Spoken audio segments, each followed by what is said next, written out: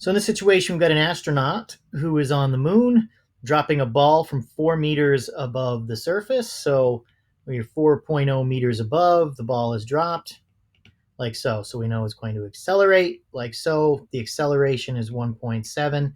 And we know the initial velocity is 0 because it's being dropped. Okay. And so in this case, we're asked to draw a velocity time graph to scale. So we need to label the scale and the axes. So with this one, we've got our velocity on the vertical axis and time on this axis.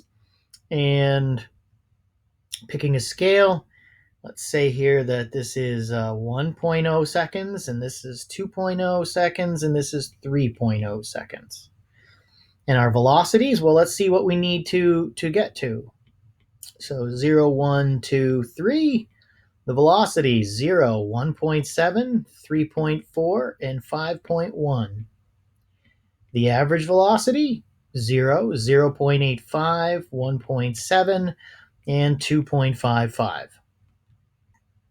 And the delta z is the average velocity times the time. So 0, 0.85, 3.4, and 7.65.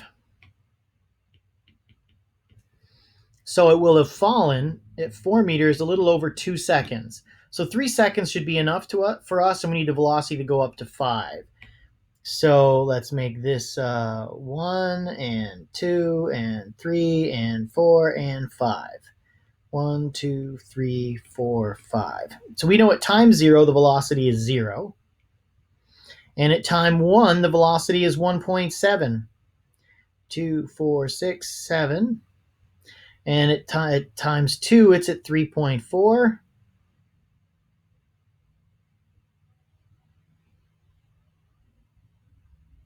Oh, I went that in the wrong place. That's 2.4, 3.4. And at time 3, it's 5.1, like so. So that is the graph we have, like so. So we made the graph, and we should do our Oizerga, so we are ready for whatever comes next. Origin is 0, 0. Y-axis v, x-axis t. The intercept is the v0 equals 0. We can read velocity and time. The gradient is delta v over delta t, which is the acceleration. And v times delta t is the displacement. Meters per second times seconds is meters, so delta z. So area, delta z, velocity, time. Explain how to use the graph to determine the time it takes for the ball to hit the moon's surface. Well, the moon's surface is when z equals 4 in this case. And z is the area.